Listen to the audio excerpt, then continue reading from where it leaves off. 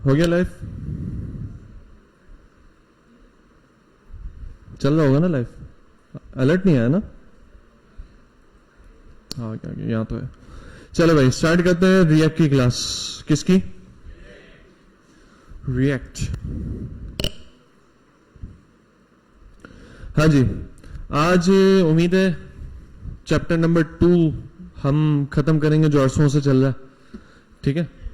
हैं जी, खुलवाते ना। बोलो, एक बंदा मैनेजमेंट में जाके बोलो खुल लो यार। देखो ये रहे ना जुनेब भाई।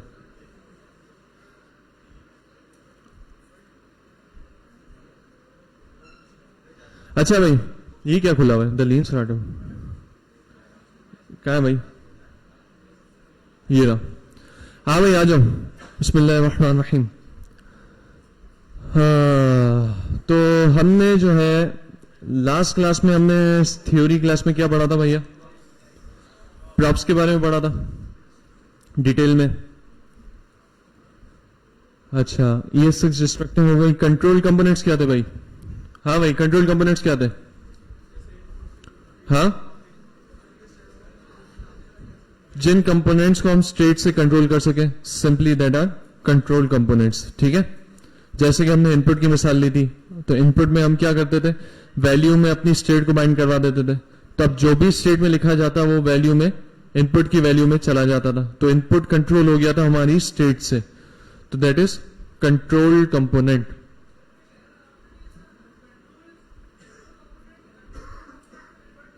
हाँ,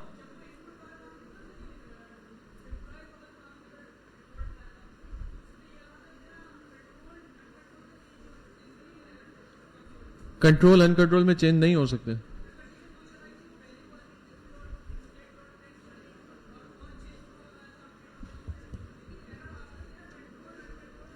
इनपुट में जब आपने स्टेट को बाइंड किया तो एरर आ रहा था, वार्निंग आ रही थी एरर। देख लेंगे यार, मुझे स्क्रीनशॉट देना। ठीक है? अच्छा भाई, तो कंट्रोल कंपोनेंट्स के लिहाज से हमने कुछ पढ़ा था। ठीक है? आज चलते हैं स्प्लिट अप कंपोनेंट्स। यूं तो हम ये टॉपिक कर चुके हैं। ठीक है ना? कंपोनेंट्स को स्प्लिट अप करना ये हम लैब्स में देख चुके हैं। नॉर्मली यहां पर भी हमने देखा है कि बड़े बड़े कंपोनेंट्स को छोटे में तोड़ना, जिस तरह हमने लॉग इन साइन अप तोड़ा। ठीक है? और इसी तरह आपको टास्क भी इसी से रिलेटेड मिला हुआ है कि 4 बटन्स के अलग कंपोनेंट्स बनाओ और इमेज का अलग कंपोनेंट बनाओ, उसमें फिर काम करवाओ। ठीक है? कितनों ने जमा करवा दिया भाई असाइनमेंट? हाँ, 4 यार। असाइनमेंट 4 तो कर लो सब यार, उसमें भी निकलोगे क्या? मैंने कहा था इसके लिए फिर थूक भी हजम नहीं होगी बस ना। तो अब ये कि भाई असाइनमेंट 4 कर लो। छोटा सा असाइनमेंट दिया हुआ है, कोई बड़ा लंबा चौड़ा दिया भी नहीं है। ठीक है ना? आज आखिरी तारीख है, नहीं करोगे तो वही बात है, क्लास से निकलना पड़ेगा। खत्म बात। अच्छा भाई, तो कंपोनेंट्स की स्प्लिटिंग देखनी है भाई? अरे कंपोनेंट स्प्लिट अप करके नहीं देगा? चलो अभी देखते हैं, मजीद देखते हैं। आगे चलते हैं, आगे इसी से रिलेटेड टॉपिक, उसमें स्प्लिटिंग भी आ जाएगी, दिखाता हूं मैं। है जी? अब तो बुक से हट के पढ़ लिया तो कंपोनेंट है ना यार। मतलब किताबी कीड़े वाली बातें करोगे तुम। बुक से हट के पढ़ा तो क्या मतलब? सर्च देख लो, ये देखो सर्च का कंपोनेंट है, टेबल का कंपोनेंट है। सर्च का कंपोनेंट इन्होंने अलग बनाया होगा, ये रहा। क्या नई चीज है?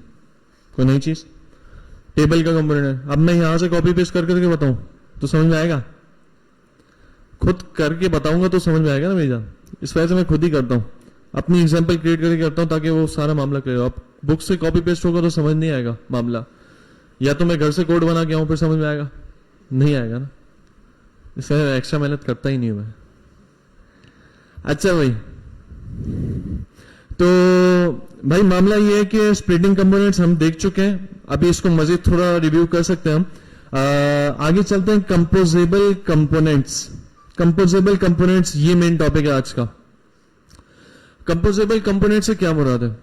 कंपोजेबल कंपोनेंट से मुराद ये क्या बोल रहा है? There is one more little property which is accessible in the props object, the children prop.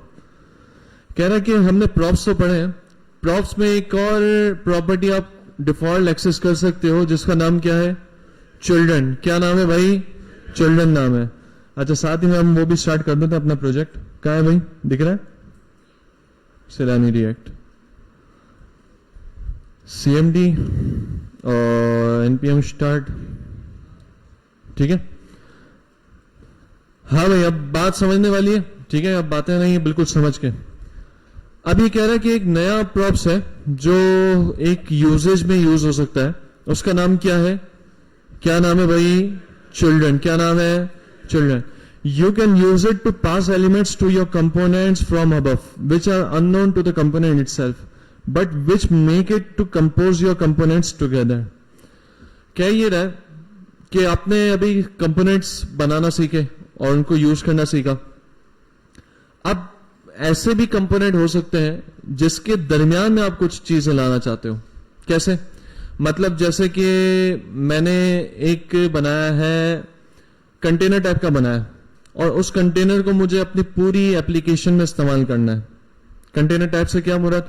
यानी मैंने पूरा जो पेज है, दिख रहा है ना, पूरा जो पेज है उस पेज को मैंने बॉर्डर रेडियस दिया। ठीक है, पूरे पेज को नहीं, पूरे पेज में से एक छोटा सा सेक्शन, छोटा सा डिप बनाया, उसको बॉर्डर रेडियस दिया। ठीक है, और पीछे शेडो मारा और ये सब कुछ किया है, और इसको मैंने एक कंपोनेंट बना दिया। ये सिर्फ एक खाली डिव है, इसको मैंने क्या बनाया? कंपोनेंट बनाया। और इसको मैं हर जगह एज अ कंटेनर यूज करना चाह रहा हूं। मैं कोई भी कंटेंट लिखूंगा तो इसके अंदर आना चाहिए। अब कल हमने बटन बनाया था, बटन में अगर कोई कंटेंट हमने लिखना होता तो हम टेक्स्ट का प्रॉप्स बनाया था, हमने दिस स्टेट से टेक्स्ट लिया था और प्रॉप्स के जरिए हमने दे दिया था। अब एक आध स्ट्रिंग देना तो सही है, अब पूरी पूरी JSX अगर मुझे उस कंपोनेंट के दरमियान में रेंडर करवानी हो बाहर से, तो क्या तरीका है? एग्जाम्पल देखो, थोड़ा क्लियर होगा। क्या है भैया? ये है हमारी app.js। अच्छा, अब एक फोल्डर बना रहा हूं कंटेनर का। किसका? कितने फोल्डर देख लिया अभी तक हमने? स्क्रीन देख लिया, कंपोनेंट्स देख लिया, एसेट्स देख लिया, और एक और है कंटेनर। बस ये फिलहाल फ्रंट एंड के लिए ये सारे फोल्डर्स आपके पास होंगे। ठीक है ना? अब कंटेनर में क्या है? कंटेनर एक ऐसा कंटेनर है जिसके अंदर, बल्कि ये कंटेनर वो कंटेनर नहीं है, ये कंपोनेंट्स है। देखो, एक कंटेनर का फोल्डर बनता है, कंटेनर के अंदर आपका जो रूट कंटेनर होगा, जो सबसे बड़ा कंटेनर होगा, वो कंटेनर आता है जिसके अंदर आपकी पूरी ऐप आती है। ठीक है, उसके अभी हम डीप में नहीं जाते। अभी जो मैं एक कंटेनर बना रहा हूं, वो कंटेनर मेरा ऐसा कंपोनेंट है जो मैं बारी बारी यूज कर रहा हूं हर स्क्रीन पर, वो अलग कंटेनर है। अभी इसको भूल जाओ। अभी हम बनाते हैं एक कंपोनेंट का फोल्डर। इसके अंदर क्या रखूं? कंटेनर रख देता हूं, और इसके अंदर फाइल बना दे रहा हूं container.js। ठीक है, सही भाई? अब सीन देखना क्या कर रहा हूं मैं। ठीक है, container.js बनाया। अच्छा, एक काम करते हैं, पूरे प्रोजेक्ट को ही ओपन कर लेते हैं हम एक साथ। VS कोड में पूरे प्रोजेक्ट को ओपन करना आता है भाई? क्या? कोड डॉट, रूट पे आके कोड डॉट करोगे तो पूरा प्रोजेक्ट आपका विजुअल कोड में ओपन हो जाएगा। अच्छा भाई, अब app.js खोलते हैं, कंपोनेंट्स में आते हैं। पहले इसका आउटपुट देखते हैं, आउटपुट क्या चला या नहीं प्रोजेक्ट। ये देखा, ये CMD कभी कभी अटक जाता है, हलक में आ जाती है इसकी, तो एरो दबाओगे तो सही हो जाएगा। सही भाई? हाँ, एरो वगैरह दबाओ तो ये सही हो जाता है। फिर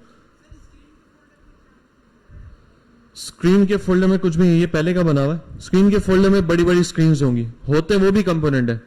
देखो, सारे कंटेनर के फोल्डर में भी कंपोनेंट होगा, कंपोनेंट्स के फोल्डर में भी कंपोनेंट होगा, स्क्रीन्स के फोल्डर में भी कंपोनेंट्स ही बनते हैं। लेकिन फर्क ये होता है कि स्क्रीन में हम वैसे कंपोनेंट बनाते हैं जो पूरी पूरी स्क्रीन हो, जैसे लॉगिन की पूरी स्क्रीन हो गई, साइन अप की पूरी स्क्रीन हो गई, तो स्क्रीन के अंदर उसको रखते हैं। कंपोनेंट्स के फोल्डर के अंदर छोटे छोटे कंपोनेंट्स रखते हैं। जैसे कि मैंने एक बटन का कंपोनेंट बनाया जो मुझे हर जगह यूज करना है, बहुत सी जगह पर यूज करना है। इनपुट का एक कंपोनेंट बनाया जो मुझे बहुत सी जगह यूज करना है। इसी तरह अभी हम कंटेनर बना रहे हैं, ये मुझे हर कंपोनेंट के पीछे चाहिए होगा। ठीक है, तो ये इस तरह के कंपोनेंट्स होगा। तो ये दोनों का ये काम। इसी तरह कंटेनर है, तो कंटेनर एक रूट फाइल बनती है, उसको मैं बताऊंगा आहिस्ता आहिस्ता। तो वो रूट फाइल सिर्फ एक ही नहीं होती, 2-3 भी बन सकती है। आपको मुख्तलिफ जगह पे 2-3 रूट फाइल चाहिए होंगी, तो वो आहिस्ता आहिस्ता हम सीखेंगे कि कंटेनर किस तरह बनता है, क्या होता है।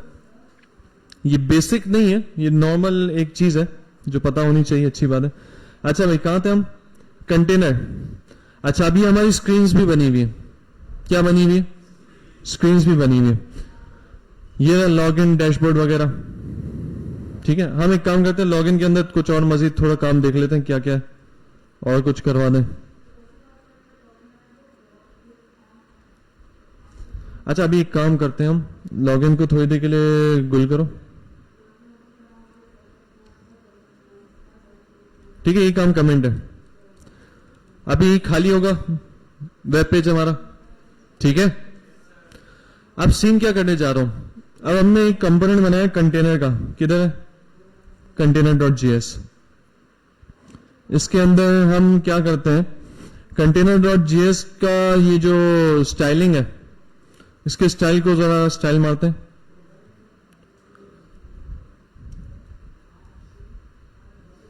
स्टाइल में मैंने दिया विथ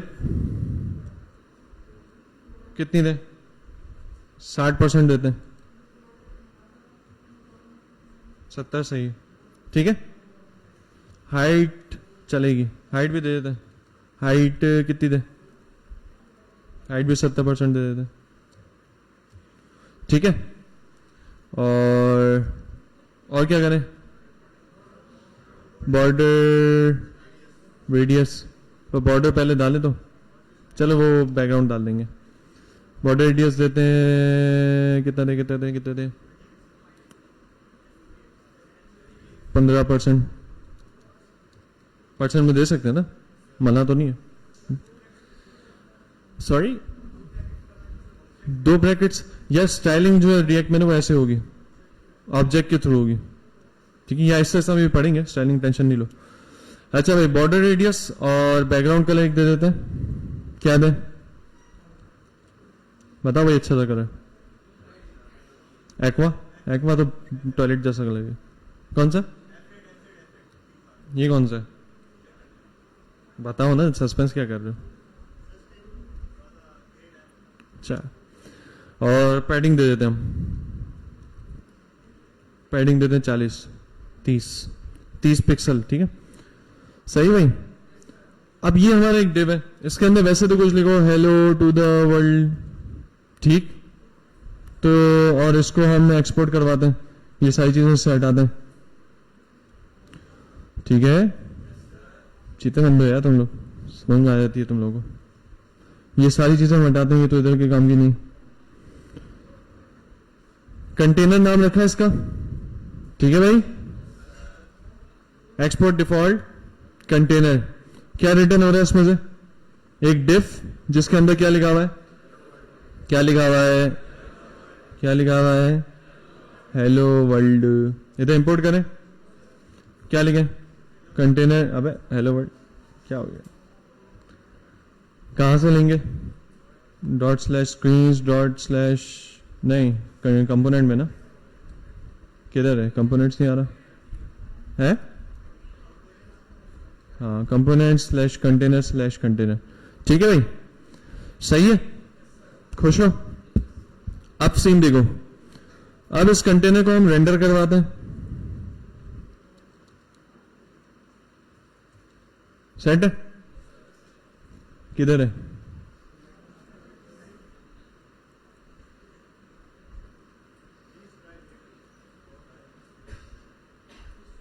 अबे ये तो स्टार्ट ही नहीं कर रहा,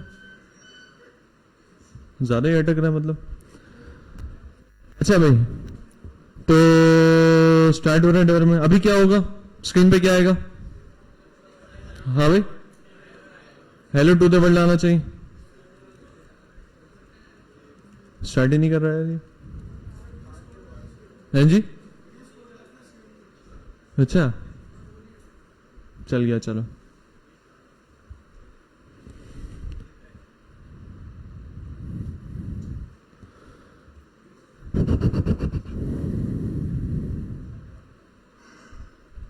नेट स्लो चल रहा है क्या? नेट से तो इसका ताल्लुक नहीं होता फिर है?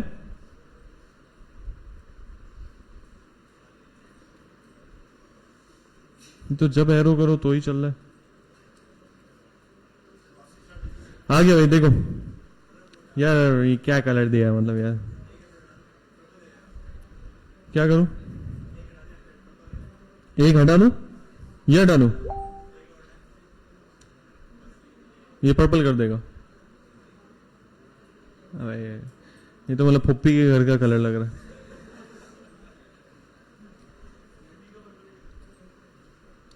अच्छा ले ले यार, ग्रे ले लो, सही है। अच्छा भाई, अब सीन ये हो गया हेलो टू द वर्ल्ड। ठीक है, आपने एक कंपोनेंट बना लिया जो इस तरह का गंदा सा है।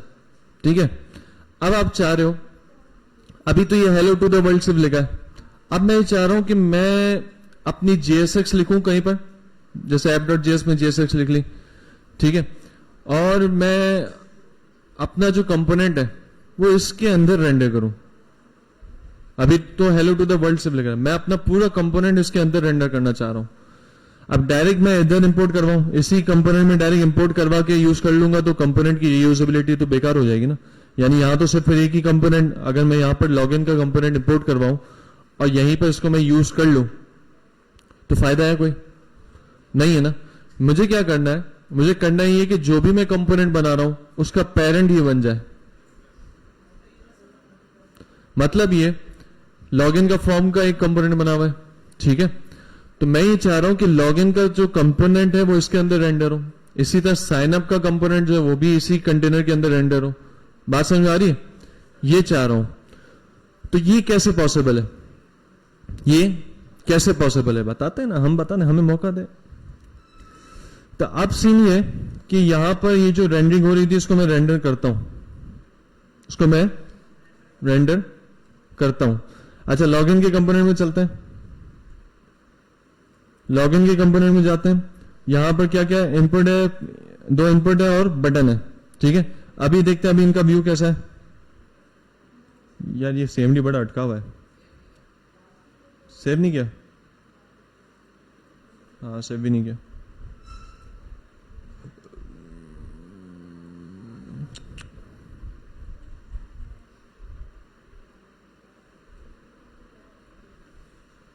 ठीक है भाई, अब मैं ये चाह रहा हूं ये जो लॉगिन का फॉर्म है ये मेरे उस कंटेनर के अंदर है, वो कंटेनर भी एक कंपोनेंट, ये लॉगिन भी एक कंपोनेंट। अब सिर्फ लॉगिन को ही करना नहीं है, मुझे आगे जो साइन अप होगा, ये जो डैशबोर्ड होगा उसको भी इसी के अंदर करना है, जो फॉर्म ऐड करने का होगा वो भी इसी के अंदर करना है मुझे। तो ये कैसे पॉसिबल है? ऐड फॉर्म का कंपोनेंट क्यों नहीं दिखा रहा? सही बटन बनाया था हमने, क्या किया था? चलो खैर पहले इन दो को देखते हैं। अब ये काम कैसे होगा? मैंने लॉगिन डैशबोर्ड वैसे ही कॉल किया हुआ है। अब सीन देखो, लॉगिन के अंदर जाता हूं, ये जो मेरा कंटेनर है इसको इंपोर्ट करते हैं, इंपोर्ट कंटेनर फ्रॉम। अच्छा, अब ये लॉगिन कहां है? लॉगिन स्क्रीन्स के अंदर, लॉगिन के अंदर है, स्क्रीन्स का फोल्डर है, ये रहा स्क्रीन्स का फोल्डर है, इसके अंदर लॉगिन है और इसके अंदर login.js है। अब मुझे इसका पाथ देना है, कैसे दूंगा? // ये कहां पर पहुंचाएगा? ये मुझे लॉगिन के अंदर पहुंचाया हुआ है। ठीक है, ये निकल गया लॉगिन से बाहर। अब दिख रहा है कंपोनेंट्स, और कंपोनेंट्स के बाद कंटेनर, कंटेनर के बाद कंटेनर। ठीक है, अब ये कंटेनर मिल जाएगा। अब सीन देखो, अब अगर मैंने यहां डायरेक्ट कंटेनर को क्या कर दिया, रेंडर कर दिया, तो ये तो ऊपर रेंडर होना है। ठीक है, हमें क्या चाहते हैं, हम क्या चाहते हैं कि उसके अंदर रेंडर हो। तो अब सीन ये है, आपको करना ही होगा कि कंटेनर को यहां ऑटो क्लोजिंग टैग नहीं बनाओगे, 2 काम करने होंगे, 2 स्टेप होंगे। एक स्टेप ये कि कंटेनर को आप ऑटो क्लोजिंग टैग ना बनाओ, बल्कि वैसे ही बनाओ जिसका एक ओपनिंग टैग हो, एक क्लोजिंग टैग हो, जिस तरह हम HTML में बनाते हैं इस तरह। ये कंटेनर और ये कंटेनर। ठीक है, एक काम तो ये हो गया। आपने अपना पूरा जो मामला था लॉगिन वाला उसको इस कंटेनर कंपोनेंट के अंदर रैप कर दिया। ठीक है, एक मामला तो ये हो गया, लेकिन इससे बात नहीं बनेगी। अभी देखो क्या आउटपुट है, गायब ही हो गया, लॉगिन का कंपोनेंट ही नहीं दिख रहा है कि नहीं। तो अब मामला ये है कि अब इस कंपोनेंट को जो मैंने एक कंपोनेंट के अंदर रेंडर किया है उसको कैसे दिखाएंगे। तो हमने अभी पढ़ा प्रॉप्स में एक नया फीचर है, वो क्या है, चिल्ड्रन। तो मैंने जहां पर ये कंटेनर बनाया ना, यहां ये हेलो टू द वर्ल्ड लिखा हुआ है। अब इस कंटेनर के अंदर तो हेलो टू द वर्ल्ड ही रेंडर हो रहा है, नहीं, मैं यहां पर बोलता हूं कि यहां पर वो चीज रेंडर हो जो चिल्ड्रन हो। यानी मैं यहां पर बोलता हूं रेंडर करे भाई this dot props dot children. तो इससे क्या होगा, यानी जो भी ये जो मेरा कंटेनर कंपोनेंट है, जो भी इसके चिल्ड्रन में आएगा वो मुराद है इससे this dot props dot children से। देखो आ गया, सही है भाई, ये बात समझ आई। दोबारा बताते हैं। सीन ये है, सुनो सुनो सुनो, पहले देखो, हेलो टू द वर्ल्ड लिखा हुआ था और यहां पर कंटेनर आपने ऐसे कॉल किया हुआ था, ठीक है, ऐसा ही था। तो अभी क्या आउटपुट था, कंटेनर ऊपर बना हुआ था, लॉगिन का फॉर्म नीचे था। हम चाह ये रहे कि जो हमारा कंटेनर है, जो हमने बनाया है एक कंपोनेंट, उसके अंदर हमारा लॉगिन का कंपोनेंट रेंडर हो, या जो भी कंपोनेंट हम रेंडर करवाना चाहें वो उसके अंदर रेंडर हो सके। तो अभी हमने इसको क्या किया, ये जो हमने ऑटो क्लोजिंग टैग बनाया था, ऑटो क्लोजिंग से बात यानी इसका एंडिंग टैग नहीं होता, ठीक है ना। तो कंटेनर तो हम नॉर्मली इस तरह कॉल करते हैं, लेकिन ऐसा कंटेनर जिसके चाइल्ड में आपको कोई चीज रखनी हो, तो आप वो जो चाइल्ड है उसको इसके अंदर रैप कर दोगे, इसके एक स्टार्टिंग और एंडिंग टैग के दरमियान। किस तरह, जैसे मैंने एक कंटेनर का स्टार्टिंग और एंडिंग टैग बनाया, ठीक है, और फिर जो लॉगिन का काम था वो मैंने इसके अंदर रैप कर दिया ऐसे, ठीक है, एक ही काम हो गया। लेकिन इससे फायदा नहीं था अभी, क्यों, क्योंकि हमने कंटेनर के अंदर क्या रेंडर किया हुआ है, hello to the world render किया हुआ है। अब हमें कंटेनर के भी अंदर बताना पड़ेगा कि भाई जो इस कंपोनेंट का चाइल्ड हो उसको रेंडर कर। चाहूं तो मैं हेलो टू द वर्ल्ड ऊपर लिखा हुआ और नीचे मेरा this dot props dot child को, चिल्ड्रन को रेंडर करवा दूं, कुछ भी रेंडर करवा सकता हूं। देखो ये सेव किया और कंटेनर में जाके यहाँ हेलो टू द वर्ल्ड है, एक BR मारता हूं और यहां बोलता हूं कि हेलो टू द वर्ल्ड तो हमेशा आएगा इस कंटेनर पे, और यहां आपने लगा दिया this dot props dot children. अब फॉर एग्जांपल यहां आपने अपने ऐप का लोगो लगा दिया, अब ये हर कंटेनर में ऐप के लोगो के साथ आपका कंपोनेंट रेंडर होगा।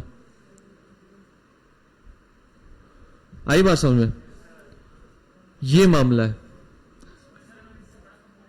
चिल्ड्रन में क्या आएगा, चिल्ड्रन में जो भी आप अपने कंपोनेंट के दरमियान चीज लिखोगे, कंपोनेंट के अंदर ये कंपोनेंट कॉल किया हुआ आपने, और कंपोनेंट एंड होने से पहले जितनी चीजें लिखोगे वो सारी this dot props dot children में मौजूद है, ठीक है। बात समझ आ रही भाई? हाँ भाई पूछो। हाँ बिल्कुल, अब देखो, अब यही कंपोनेंट में डैशबोर्ड वाले पे भी ले जाते हैं, ठीक है, बिल्कुल यही स्टाइल। अभी ये लॉगिन में काम किया, डैशबोर्ड पे चलते हैं, डैशबोर्ड डॉट जेएस पे गए, यहां पर सिर्फ H1 डैशबोर्ड है, यहां एक UL बना लेते हैं, सबरुन जमीलुन, ठीक है। UL शरीफ बनाई, LI शरीफ बनाई, LI में लिखा क्या लिखा, नाम बताओ है कोई अच्छे अच्छे, हाँ क्या, नहीं यार नवाज शरीफ क्यों निकाला, छोड़, हाँ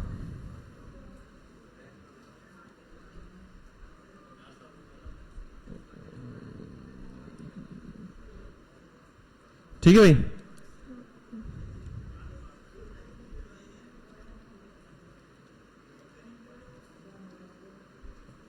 ठीक है, अब ये हो गया। अब ये डैशबोर्ड का कंपोनेंट दिख रहा होगा लॉगिन के बाद, ठीक है, सही है। जवाब नहीं देते, उस पर मिले बहुत हो तुम, इसको हटा देते हैं, ये तंग कर रहा है, ठीक है। ये आ गया आपका क्या, डैशबोर्ड, क्या आ गया, डैशबोर्ड आ गया। अब इस डैशबोर्ड को भी इसी कंटेनर में लेना है, क्या तरीका होगा, इंपोर्ट कर लेते हैं बिल्कुल उसी तरह, इसको कॉपी कर लेता हूं मैं, क्या है यार, ठीक है, कंपोनेंट कॉपी कर लिया, इंपोर्ट कर लिया, और इसके बाद अब मैं क्या करूंगा, ओपनिंग क्लोजिंग टैग में इसको रैप कर दूंगा, यहां लिख दिया मैंने कंटेनर, चाहो तो इस डिव में ही रैप कर दो, डिव को ही रैप कर दो।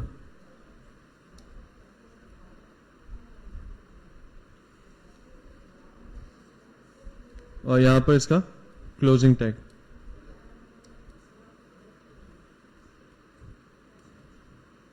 सही भाई। और वहां पर लिखा हुआ है this dot props dot children. अब क्या रेंडर होगा, हेलो टू द वर्ल्ड ऊपर लिखा हुआ है और जो चिल्ड्रन है इसके ये रेंडर हो जाएंगे, है ना।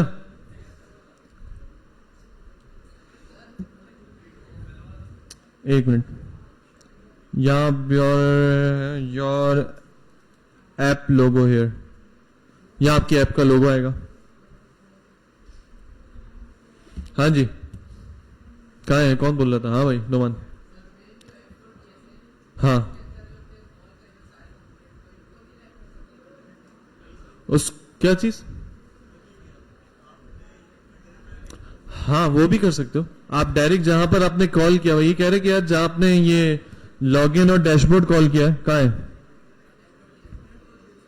app.js बोला, यहीं पर तो हम, यहां पर भी तो हम कंटेनर ला सकते हैं, ठीक है ना। यहां पर भी कर सकते हो, ये भी सही तरीका, ठीक है ना। बल्कि मेरे ख्याल से ज्यादा अप्रोप्रिएट तरीका है कि आप ये कर लो। हाँ भाई सुन लो यार, ये कह रहे हैं कि आपने जो ये कंटेनर बनाया है और यहां पर हर कंपोनेंट के साथ अलग अलग लगा रहे हो, तो अच्छा ये नहीं कि आप app.js में ही डायरेक्ट यहाँ कंटेनर में रैप कर दो, ये भी तो हो सकता है ना। तो ये कि अगर आपको पूरी ऐप में यही रखना है और सारे कंपोनेंट्स आपके ये इसी के अंदर आपको रेंडर करवाने हैं, तो भी अच्छा तरीका है।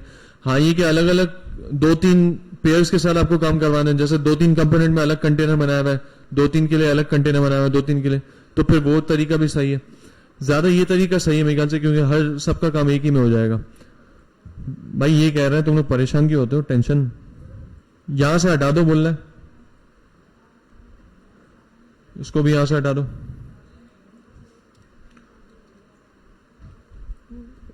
और यहां से हटा दो, यहां से हटा दो, ठीक है। ये कह रहे हैं कि app.js में ही डायरेक्ट इसको अगर हम रैप कर दें कंटेनर से तो क्या मसला है ना।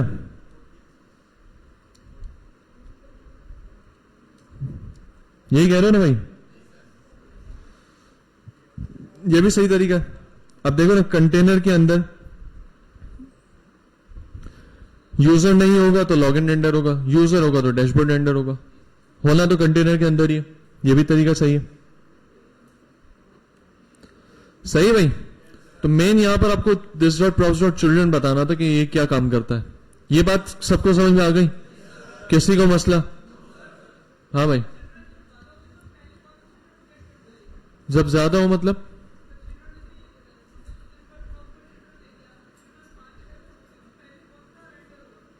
पांच छह से क्या मुराद है? देखो ना, कंटेनर का चिल्ड्रन कौन कहलाएगा? जो कंटेनर के अंदर लिखा हुआ है, ये दोनों कंटेनर्स के जो टैग है उसके दरमियान जो भी लिखा हुआ है वो ही चिल्ड्रन है। अब इसमें ज्यादा कम की तो बात ही नहीं है, चिल्ड्रन तो एक ही होगा।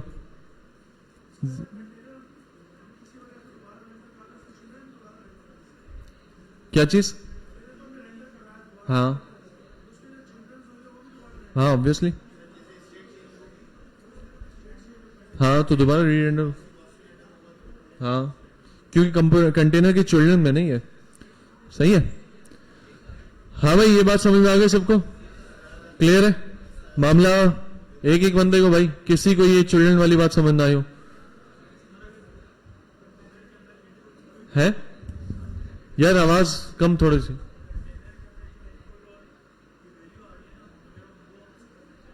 कंटेनर के अंदर जो, हाँ कंटेनर में एक्सेस करनी है, कंटेनर के प्रॉप्स में दे सकते हैं। हाँ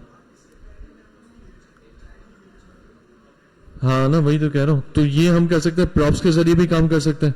बाकी हो सकता है आगे this dot props dot children में ही हमें कुछ इस तरह की चीज मिल जाए, देखना पड़ेगा, मुझे याद नहीं अभी फिलहाल। ठीक है भाई, आगे बढ़े कुछ? हाँ भाई आगे बढ़े। अच्छा, तो ये अभी हमने देखा दिस डॉट प्रॉ, इसको कहते हैं कंपोजेबल कंपोनेंट्स। ऐसे कंपोनेंट जिसमें चिल्ड्रन भी रेंडर हो रहा है तो उसको क्या कहेंगे, क्या कहेंगे? तो अभी तक हमने कितने टाइप के कंपोनेंट्स पढ़े? एक कंट्रोल कंपोनेंट पढ़ा, ये टॉपिक है, कंपोनेंट्स की टाइप नहीं, एक तरह से टॉपिक है। कंट्रोल कंपोनेंट्स है और कंपोनेंट्स को स्प्लिटिंग अब अभी भी देख लिया हमने, ठीक है। और साथ में हमने कंपोजेबल कंपोनेंट्स देखे, ठीक है, जिसमें this dot props dot children को हम यूज कर रहे हैं। ऐसा ही भाई? अच्छा, आगे चलते हैं। आगे क्या बताना चाह रहे हैं? Reusable component. अरे ये तो मतलब बचपन वाली बात कर दी। रीयूजेबल कंपोनेंट, रीयूजेबल कंपोनेंट भाई, जैसे अभी हमने इसको रीयूज किया, इसी कंटेनर को हमने मल्टीपल जगह रीयूज किया। इधर देख लेते हैं, कोई नई बात तो नहीं कह रहा। Reusable and composable components empower you to come up with capable component hierarchies. बोला ये दो मेन बातें हैं, एक तो रीयूजेबिलिटी और दूसरा कंपोजेबल। ये दो मेन बातें हैं जिसकी वजह से आपको जो है ना एक कंपोनेंट हियरार्की का चीता बनना पड़ता है। ये बातें जो अट्रैक्ट करती हैं कि आप कंपोनेंट वाइज काम करो। सबसे बड़ी बात तो रीयूजेबिलिटी है कि मैं एक कंपोनेंट अच्छा खासा बना के उसको मल्टीपल जगह यूज कर सकता हूँ, बजाय इसके पूरा कोड उसका मैं अलग अलग जगह छापूं। मैंने एक जगह उसका कोड रखा हुआ है और उसको मल्टीपल जगह मैं उसको यूज कर सकता हूँ, ठीक है। They are the foundation of React's view layer. The last chapter mentioned reusability. Now you can reuse the table and search components. Even the app component is usable. बोला even app का खुद का component भी reusable है। आप पूरी app का जो component है वो भी आप reuse कर सकते हो, कोई import करवा के। नहीं हो सकता क्या? वो भी component है ना। अच्छा, even the app component is reusable as you could instantiate it somewhere else again. Let's define one more reusable component, a button component, which will eventually be reused more often. तो कल हमने ये बना के देखा था लैब में, कल और परसों जिनकी लैब थी, तो हमने बटन का ही कंपोनेंट रीयूज करके देखा था मल्टीपल जगह, ठीक है। देखा था कि नहीं? अब एक काम करते हैं, इन्होंने और क्या बताया इसमें? ये बटन का काम ही बता रही है। The button components expect a class property in the props. है जी, क्या बोल रहे? देखो इन्होंने वही काम किया जो हमने कल किया था, बटन का कंपोनेंट बनाया, सही है। मैं इस पर टाइम वेस्ट नहीं करना चाह रहा क्योंकि हम कर चुके हैं, ठीक है। अगर अभी भी इसमें देख कर समझ नहीं आ रहा तो बता रहे मुझे। बटन का कंपोनेंट बनाया इन्होंने, बटन का टैग बनाया। अच्छा, इसके दरमियान वही कंपोनेंट को कंपोजेबल बनाने के लिए चिल्ड्रन से इन्होंने जो भी लिखा जाएगा वो लेंगे, ठीक है। और इसके ऑन क्लिक पर ये भी प्रॉप से ही ले लेंगे, है ना। ऑन क्लिक प्रॉप से ही ले रहे। ये बटन का कंपोनेंट तैयार किया और फिर इंपोर्ट करके इसको यूज किया टेबल के अंदर। टेबल का इन्होंने कंपोनेंट बनाया और उसके अंदर इस बटन को यूज किया, दरमियान में डिस्प्लेस लिख दिया। ये डिस्प्लेस कहाँ लिखा जाएगा? ये कहाँ मिलेगा बटन के अंदर? ये जो डिस्प्लेस लिखा हुआ है टेक्स्ट, ये कहाँ मिलेगा? इस बटन के अंदर, this dot props dot children के अंदर, ठीक है। वही चीज है ना भाई, क्यों टेंशन लेते हो? ये कंटेनर के अंदर जो चीजें लिखी है कहाँ मिल रही है? कहाँ भाई, सब बोल, कहाँ मिल रही है? चिल्ड्रन। तो आप कंपोनेंट आपने बनाया और उसके कंपोनेंट के दरमियान आप कोई चीज लिख रहे हो तो कहाँ मिलती है? कहाँ मिलती है? बोलो ना, this dot props dot children में, सीधी बात है। ये ऑन क्लिक पे इवेंट लगाया इन्होंने जिससे हमने कल काम किया था। जो आज मेन बात मैं बताना चाह रहा हूँ वो आ गया, क्लास नेम की बात कर रहे हैं। ये क्या बोल रहा है? The button component aspects a class name property in the props. ऊपर क्लास नेम दिया क्या? दिया तो नहीं, कहाँ दिया? ऊपर किधर?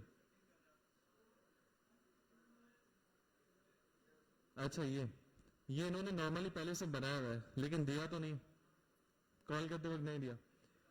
Well, the class name attribute is another React derivative for the HTML attribute class, but we didn't pass any class name when the button was used. In the code, it should be more explicit in the button component that the class name is optional. Therefore, you can assign a default value in your object destructing.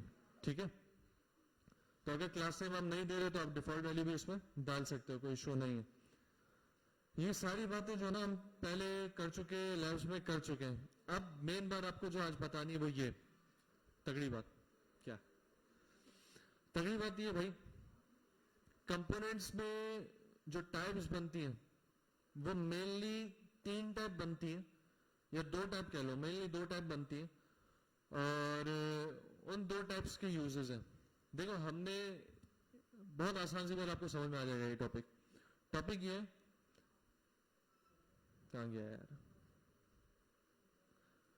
एक component का नाम है function stateless component, ये पहले नाम सुन लो, function stateless component. दूसरे का नाम है ES6 क्लास कंपोनेंट, अभी उसको भूल जाओ, react.create क्लास को भूल जाओ।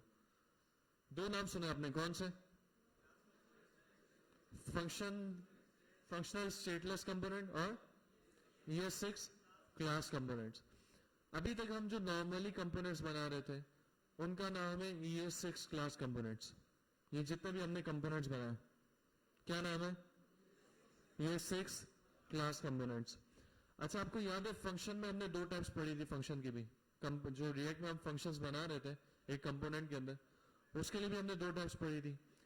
एक फंक्शन नहीं एरो फंक्शन नहीं, फंक्शन के मकसद के लिहाज से दो टाइप्स। एक फंक्शन हमने पढ़ा था कि उसमें हम कोई इवेंट के थ्रू काम कर रहे हैं, जैसे ऑन क्लिक पे उस फंक्शन को कॉल कर दिया, ठीक है, स्टेट से रिलेटेड कोई काम करवा लिया, कोई फंक्शनल काम करवाया। एक तो फंक्शन की ये टाइप थी। दूसरी टाइप क्या थी? रेंडर करवाना, यानी उस फंक्शन का सिर्फ एक मकसद होगा कि जहां वो फंक्शन कॉल हुआ उस जगह कोई JSX रेंडर हो जाए। याद है भाई? हाँ भाई? नहीं क्या यार, रोना धोना तुम लोग का जिंदगी भर का। ये देखो रेंडर हेडर, ये एक फंक्शन बना रहा हूं, ठीक है भाई, रिटर्न कर दिया यहां पर H1, चाहो तो पूरी बहुत बड़ी JSX यहां लिख दो, यहां लिख रहा हूं I am header, ठीक है। इन दोनों फंक्शंस में क्या फर्क है ऑन लॉगिन और रेंडर हेडर में? वो किसी इवेंट पे कॉल करना है, ये मुझे डायरेक्टली रेंडर में कॉल करना है ताकि मैं हेडर को रेंडर कर सकूं। देखो दिस डॉट रेंडर हेडर और यहीं पे कॉल, ये किसी इवेंट पे कॉल नहीं हो रहा, रेंडर होते ही कॉल होगा, रेंडर होते ही जब कॉल होगा तो रेंडर हेडर के अंदर जाके क्या रिटर्न कर देगा? H1, यानी यहां पर H1 आनी है, ऐसा ही है भाई? तो अब ये जो सीन है ना, ये वाला फंक्शन है रेंडरिंग फंक्शन, जिसको हमने सिर्फ रेंडरिंग के मकसद के लिए यूज किया, और एक फंक्शन हमने इवेंट के लिए यूज किया, कोई स्टेट से रिलेटेड काम कराने के लिए यूज किया। बात समझ में आ रही है सबको? क्लियर है भाई? तो ये दो मकसद है। इसी तरह कंपोनेंट्स में भी यही दो मकसद है। एक कंपोनेंट का मकसद ये कि हम स्टेट से रिलेटेड काम करवाएं, फंक्शनल काम भी हो, रेंडरिंग भी हो, और एक कंपोनेंट का मकसद ये कि उसमें सिर्फ रेंडरिंग ही करवानी है, कोई फंक्शनल काम नहीं करवाना। उसे कहते हैं स्टेटलेस कंपोनेंट। क्या कहते हैं? क्या कहते हैं खाली? Stateless component. क्या कहते हैं? Stateless component. क्या कहते हैं भाई? Stateless component. तो एक हो गया कौन सा कंपोनेंट? ES6 क्लास कंपोनेंट, जो ये है, और एक होगा फंक्शनल स्टेटलेस कंपोनेंट। अब वो कंपोनेंट हम एक्सटेंड नहीं करेंगे, रिएक्ट के कंपोनेंट से एक्सटेंड नहीं करेंगे, बल्कि उस कंपोनेंट को एक फंक्शन के तौर पे बनाएंगे और उसको वही एक्सपोर्ट इंपोर्ट करके यूज करेंगे। जिस तरह ये फंक्शन में बना रहा हूं ना, अब ये फंक्शन मैंने रेंडर के बनाया, इसमें तो चलो छोटी सी चीज आ गई। अब फॉर एग्जांपल मुझे एक लैंडिंग पेज बनाना है, लैंडिंग पेज का कंपोनेंट बना हुआ है। लैंडिंग पेज किसका कहते हैं? यानी जो आपकी वेबसाइट या वेब पे कोई आए तो उसको फौरन से दिख जाए, लैंडिंग पेज। अब उसमें कोई फंक्शनल काम नहीं है, ठीक है, कोई फंक्शनल काम नहीं है, जैसे एक JSX है जो मुझे HTML के तौर पे सामने दिखानी है, यूजर को दिखानी है, ठीक है, या कोई पॉपअप दिखाना है जिसपे यूजर कुछ ना कर, देखता रहे यूं करके सुनोगे, ठीक है भाई। तो अब इस तरह के कंपोनेंट्स बनाना, देखो अगर ये मैं बड़ा सा कंपोनेंट इसी एक फाइल में बना दूंगा तो ये तो नुकसान है कि आपका कोड इतना बड़ा हो जाएगा एक ही कंपोनेंट में। तो अब ऐसा कंपोनेंट बनाना जिसमें स्टेट का यूजेज ना हो और कंपोनेंट के दूसरे यूजेज ना हो, बस मुझे जो है सिर्फ उसको उसके अंदर से रेंडरिंग करवानी हो, तो उस कंपोनेंट को कहते हैं stateless component, functional stateless component. वो कैसे बनता है आओ वो देखते हैं, ठीक है। ये आपको कॉन्सेप्ट समझ में आया दो कंपोनेंट्स का? एक कंपोनेंट फंक्शनल स्टेटलेस कंपोनेंट जो अभी मैं बता रहा हूँ रेंडरिंग पर्पस के लिए यूज होगा, और एक ES6 क्लास कंपोनेंट जो अभी हम स्टेट से रिलेटेड भी काम करना है तो हमें बनाना पड़ रहा है। आसान सी समझ में ये समझ लो कि जिसमें स्टेट का काम है वो हमारा ES6 क्लास कंपोनेंट है, और जिसमें स्टेट यूज ही नहीं करनी वो स्टेटलेस फंक्शन है, फंक्शनल स्टेटलेस कंपोनेंट है, खत्म बात समझ में आ गई भाई। अब देखो ये हम बनाते हैं, ये तो हम बना चुके हैं ES6 क्लास कंपोनेंट। अब हम चलते हैं फंक्शनल स्टेटलेस कंपोनेंट्स पर। कहां पर? फंक्शनल स्टेटलेस कंपोनेंट्स पर, ठीक है। नीचे चलते हैं, इन्होंने क्या किया पहले ये देखते हैं। इन्होंने पहले नॉर्मली फंक्शन बनाया, फंक्शन सर्च, और जिस तरह नॉर्मली हम जावास्क्रिप्ट में फंक्शंस बनाते थे, ठीक है ना, इन्होंने वैसे ही फंक्शन को बनाया। कैसे बनाया? ऐसे बनाया। देखो हमने फंक्शन जो हमने पहले एक काम करते बनाते हैं, फिर उसकी थ्योरेटिकल पॉइंट पे आते हैं। पहले हम एक काम करते हैं, फंक्शन बनाते हैं, इसको अभी मैं app.js के अंदर ही बना रहा हूं, ठीक है। कहां बना रहा हूं? app.js के अंदर ही बनाया। ये सर्च मुझे app.js के अंदर कंपोनेंट्स में मिल जाएगा ना, ग्लोबल है, ग्लोबल है, बनेगा या नहीं अभी मैं ऐसे ही बना के बता रहा हूं, ट्राई करता हूं, ठीक है। अच्छा सर्च यहां पर मिल रहा है, ठीक है। यहां पर ये चिल्ड्रन वगैरह ले रहा है, इसको छोड़ दो अभी चिल्ड्रन को। अच्छा आप देख रहे हो इधर प्रॉम्प्ट्स मिल रहा है, क्या मिल रहा है? प्रॉम्प्ट्स मिल रहा है। अभी से इनपुट है, ठीक है, इनपुट आना चाहिए। अभी हम इस सर्च कंपोनेंट को वैसे ही रेंडर करवाते हैं।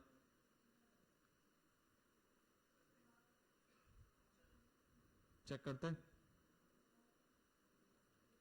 आगे। मैंने कहा ना, देखो ये फंक्शन तो है, लेकिन फंक्शन को एज अ कंपोनेंट हम यूज कर रहे हैं, फंक्शन को एज अ कंपोनेंट हम यूज कर रहे हैं। अभी इसमें देखो ये फंक्शन जो मैंने बनाया है, इसमें ना मैंने क्लास यूज किए, कंस्ट्रक्टर क्लास कुछ भी यूज नहीं किया, ना मैंने एक्सटेंड करवाया कंपोनेंट से। क्यों एक्सटेंड नहीं करवाया? क्योंकि मुझे स्टेट से काम नहीं। अगर मैं एक्सटेंड कराता तो उसमें स्टेट भी मिल जाती, दिस डॉट स्टेट वगैरह।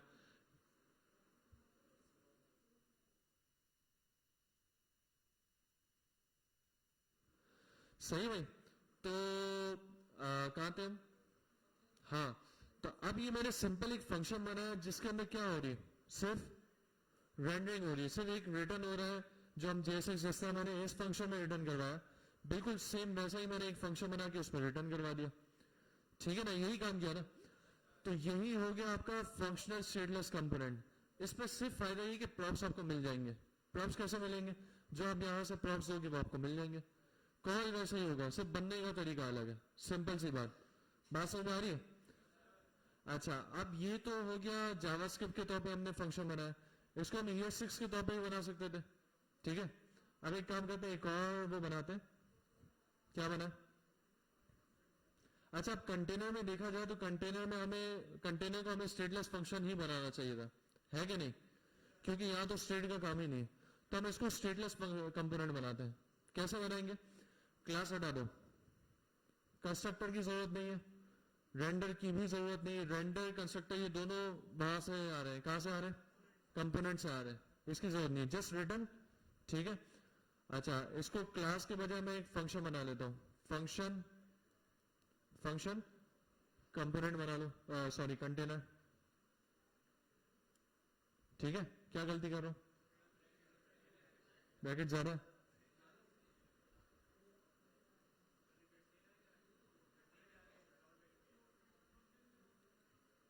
क्या एक बंदा बोले? हाँ एक बंदे का फंक्शन बनाना भूल गया, तुमने बोले क्या कर रहे हो? सही है, ये बन गया फंक्शनल कंपोनेंट। इसको ज्यादा एफिशिएंट में ES6 के तौर पे लिखना है तो कांस्टेंट कंटेनर इक्वल्स टू, ये भी सेट है, ठीक है। यहां पर आपको मिल जाएंगे प्रॉप्स, ब्रैकेट लगाना जरूरी है, मिल जाएगा, ठीक है भाई। एक मिनट समझ गया मैं आपकी बात। ये बन गया, क्या बन गया? कौन सा component? Functional stateless component, functional stateless component वही काम करेगा बिल्कुल same. Search is not defined, कहां पर? हाँ हाँ नहीं यहां पे भी दिस लगा हुआ है भी। एक मिनट ना, क्या अपडेट जिसमें? हाँ चीते बंदे तुम आ गया। वही स्टेटलेस कंपोनेंट फिर से वही ग्रे बैकग्राउंड के साथ जो रेंडर कर रहा है हमने, रेंडर हो रहा है। अब इसको मजीद इफिशिएंट जो सबकी दिलों की इच्छा है, मजीद ये कर सकते हैं कि हम रिटर्न हटा दें और सिर्फ ब्रैकेट ले लें। ये काम भी हो सकता है। यानी जब आप ब्रैकेट के साथ वो कर्ली ब्रेसेस नहीं डाल रहे और राउंड ब्रैकेट्स डाल लो तो इसका मतलब है कि यही चीज रिटर्न होगी। यहां रिटर्न स्टेटमेंट लिखना जरूरी नहीं होता। ठीक है, बात समझ में आ रही भाई? तो ये इससे मजीद छोटा भी हो गया, मजीद कंप्रेस हो गया। तो ये बन गया मेरा एक कौन सा कंपोनेंट? Functional stateless component. हाँ चल रहा है यार, ये तो उधर भी हो सकता है, लेकिन हमें थोड़ा खुला खुला करके काम समझ में आए सबको, ये काम करना है। ठीक है, रिकमेंडेड में यही है कि आप इंपोर्ट करवाओ, बीच में आपकी बॉडी में कंपोनेंट बनाओ, उसको वहीं से एक्सपोर्ट नहीं करवाओ बल्कि नीचे एक्सपोर्ट करवाओ। क्यों रिकमेंडेड में? क्योंकि आगे रिडक्स आने वाली है और रिडक्स में जो आपकी बजेगी वो इंशाल्लाह पता चलेगा। रिडक्स में हम आखिर में एक्सपोर्ट करवाते हैं, लेकिन एक्सपोर्ट इस तरह से नहीं होता। हाँ भाई, क्या दिस का को हटाया? इसका दिस चेक कर लेते भाई। हाँ भाई, इसका दिस चेक कर ले। कह रहे हैं ये दिस डॉट प्रॉप्स क्यों हटाया? हटाओ तो बता के हटाओ, है ना? इसका दिस चेक कर लेते हैं, दिस में क्या आएगा, क्या मिलेगा? अभी तो एरो फंक्शन है तो बाहर का दिस मिलेगा। हम एक काम करते हैं, इसको एरो से, चलो पहले इसका दिस चेक कर लेते हैं। ठीक है,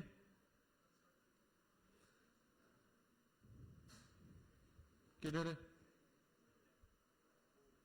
एक तो एरर दे रहा है, this dot props dot children. सही नहीं लिखा आपने, क्योंकि हमने दिस लगा दिया, पहले प्रॉप्स लिखा हुआ था सिर्फ। दिस का कंसोल क्या दिया ये देखना है। ऑब्जेक्ट दिया एक जिसके अंदर क्या है, ए है कंटेनर प्रॉप्स, पता नहीं किस चीज का दिस है। एक काम करते हैं, इसको एरो के बजाय नॉर्मल फंक्शन बनाते हैं।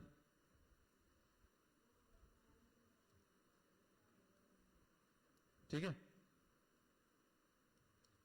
सही है। अब चेक करते हैं दिस में क्या है, अनडिफाइंड। तो दोनों सूरतों में आपको दिस वो वाला नहीं मिलना जिसमें प्रॉप्स मिलता है, स्टेट मिलता है। क्यों? आपको दिस के अंदर प्रॉप्स कब अवेलेबल होता है? जब आप कंस्ट्रक्टर के अंदर सुपर का कीवर्ड लिखते हो चंदा। जब कंस्ट्रक्टर के अंदर सुपर का कीवर्ड लिखते हो। आज इसको भी थोड़ा एक्सप्लोर करते हैं, जो लास्ट टाइम क्वेश्चन रह गया था कि प्रॉप्स लिखना है नहीं लिखना, इसको भी देखते हैं। यह बात आपको सबको क्लियर हो गई? दो टाइप्स, हाँ भाई सबको क्लियर हो गया। अब थोड़ा सा प्रॉप्स को देखते हैं और फिर तीसरी टाइप को भी देखते हैं, तीसरी टाइप में वो क्या कहना चाह रहे थे। पहले प्रॉप्स को देख लेते हैं। आपको ये समझ आ गया कि फंक्शन है, इसके अंदर प्रॉप्स क्यों नहीं मिल रहा, दिस डॉट प्रॉप्स क्यों नहीं मिल रहा? क्यों? क्योंकि एक तो ये कंस्ट्रक्टर फंक्शन नहीं है, दूसरा कंस्ट्रक्टर के अंदर सुपर का कीवर्ड नहीं है। ठीक है, बात समझ में आ रही भाई? हाँ हाँ, उस पर हाँ,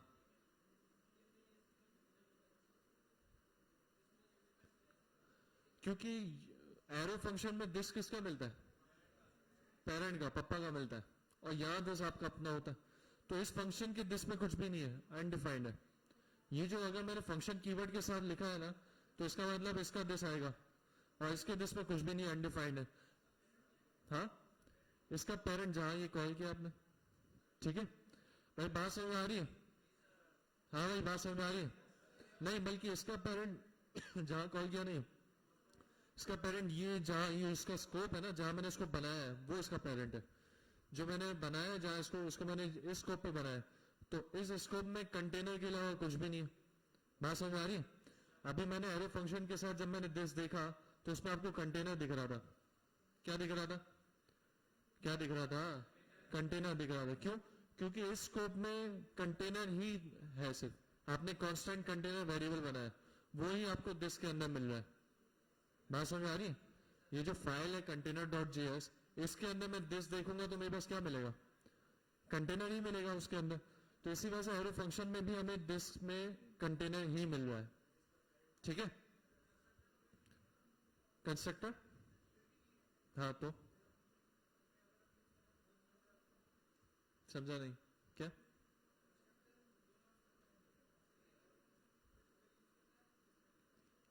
हाँ दिस तो आपको मिलेगा ना। देखो दिस का कंस्ट्रक्टर से कोई ताल्लुक नहीं है, मतलब दिस तो आपका नॉर्मल फंक्शंस में मिलता है, जावास्क्रिप्ट में मिलता है, तो नॉर्मल मिलता है। हम तो यहाँ ES6 के एरो फंक्शन की बात कर रहे हैं कि अगर एरो फंक्शन लिख रहे हो तो पेरेंट का दिस ले रहा है, और सिर्फ नॉर्मली फंक्शन लिख रहे हो तो अपना दिस लिख रहा है।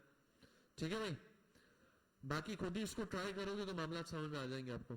ठीक है, अब चलते हैं प्रॉप्स के यूसेज पर, जो लास्ट क्वेश्चन भी रह गया था आपका, वही पढ़ के आया आज। अच्छा भाई सुनो, आखिर ये जैसे लॉगिन का कंपोनेंट है, अब बेसिक समझ लेना। तीन चीजें, या तो मैं सुपर ना लिखूं, या मैं सुपर लिखूं, या मैं सुपर के साथ प्रॉप्स भी लिखूं। तीन सूरतें हो सकती है ना, या तो सुपर ना लिखूं, या फिर सुपर के अंदर प्रॉप्स लिखूं, या फिर सिर्फ सुपर लिखूं। ऐसा ही है ना? क्या हो गया? ऐसा ही है। अब तीनों में क्या फर्क है? अगर मैंने सुपर नहीं लिखा तो क्या मुझे दिस डॉट स्टेट या प्रॉप्स वगैरह से मिल जाएगा? यहां कैंसिल करवा लो दिस को।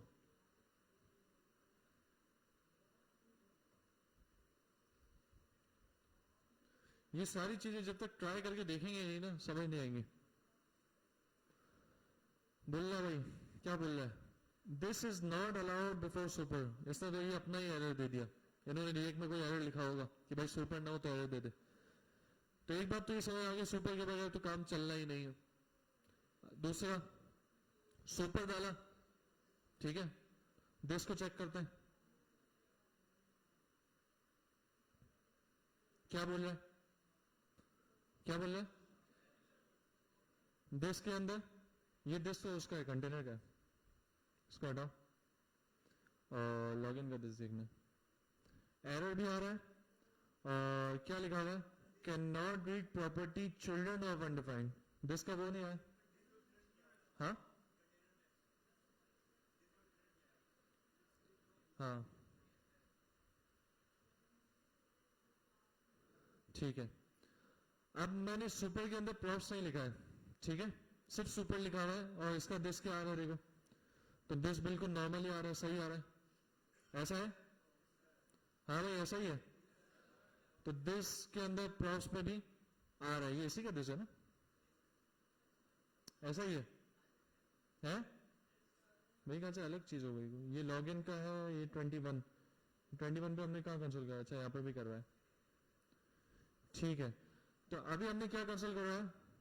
दिस डॉट, अब यहां पर एक काम करते हैं, दिस डॉट प्रॉप्स को कंसोल करवाते हैं और चेक करते हैं प्रॉप्स मिल रहे हैं क्या नहीं। ओ ये क्या हो गया? अच्छा इससे पहले हमने सिर्फ दिस पे देखा तो प्रॉप्स आ रहे थे, नहीं अनडिफाइंड है, यहां अनडिफाइंड लिखा हुआ है। अच्छा वो इसलिए दिखा रहा है क्योंकि आपको पता है मैंने यहां लिखा बाहर ओबीजे इज इक्वल्स टू खाली ऑब्जेक्ट, यहां हमारा कंसोल डॉट लॉग ओबीजे, ठीक है, और यहां लिख दिया OBJ dot name is equals to Kashif. OBJ में क्या मिलेगा? खाली ऑब्जेक्ट या नेम के साथ? क्यों? कंसोल तो मैंने नेम से पहले करवाया, इस लाइन के एग्जीक्यूशन से पहले कंसोल करवाया। बताओ भाई, अरे अनडिफाइंड क्यों आएगा? है भाई ऑब्जेक्ट तो डिफाइन किया है ना, तो यहां पे खाली ऑब्जेक्ट आना चाहिए, क्यों नहीं आएगा? हाँ मसला ये देखो क्या हुआ है, इसके अंदर देखो तो नेम काशिफ दिखा रहा है, क्यों? हालांकि बाद में डिफाइन किया मैंने इसके अंदर की हो वैल्यू, लेकिन फिर भी दिखा रहा है। तो मसला ये कि ऑब्जेक्ट में ये सीन है कि आपने कंसोल ऑब्जेक्ट को करवाया हुआ है, लेकिन एट द एंड वो उसकी अपडेटेड स्टेट दिखा रहा होता है। तो अब कंस्ट्रक्टर में अगर मैंने सुपर के साथ प्रॉप्स नहीं लिखा है ना, सुपर के अंदर सुपर के साथ प्रॉप्स नहीं लिखा, तो इनिशियली जब कंस्ट्रक्टर चला था तो दिस डॉट प्रॉप्स अनडिफाइंड ही था, लेकिन वो आगे जाके रेंडर में जब इसने चलाया तो दिस डॉट प्रॉप्स के अंदर चीजें रख दी उसने। इसी वजह से यहाँ पर दिस के अंदर तो हमें प्रॉप्स में चीजें दिख रही हैं, लेकिन जब मैं डायरेक्टली दिस डॉट प्रॉप्स को चेक कर रहा हूं तो क्या दिख रहा है? क्या दिख रहा है भैया? अनडिफाइंड। तो सिर्फ अगर सुपर के अंदर आपने प्रॉप्स नहीं लगाया तो सिर्फ ये फर्क है कि दिस डॉट प्रॉप्स में आपको कंस्ट्रक्टर में सिर्फ अनडिफाइंड मिलेगा, बाहर आपका बिल्कुल सही काम करेगा, बाहर आपको जिस फंक्शन में भी आप प्रॉप्स को ले लो सही चलेगा। दिस डॉट प्रॉप्स में आपको चीजें मिल रही हैं। सिर्फ कंस्ट्रक्टर में अगर आपने सुपर के अंदर प्रॉप्स नहीं लिखा तो इसका सिर्फ और सिर्फ इतना सा नुकसान है कि दिस डॉट प्रॉप्स में आपको प्रॉप्स अनडिफाइंड मिलते हैं, लेकिन पैरामीटर से जो प्रॉप्स आ रहे हैं वो सही है, वो आपको तगड़े मिलेंगे। चेक कर लो।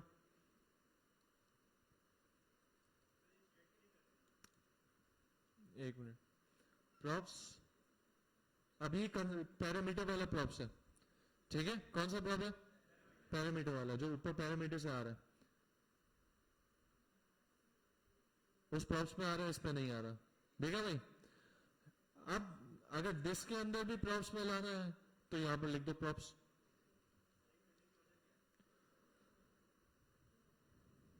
ठीक है, आ गया भाई। ये वजह, ये फर्क है इसमें कि भाई सुपर प्रॉप्स, ठीक है, सुपर के अंदर आपने प्रॉप्स लिखा है तो सिर्फ इतना सा फायदा है कि सिर्फ कंस्ट्रक्टर के अंदर दिस डॉट प्रॉप्स में चीजें अवेलेबल है।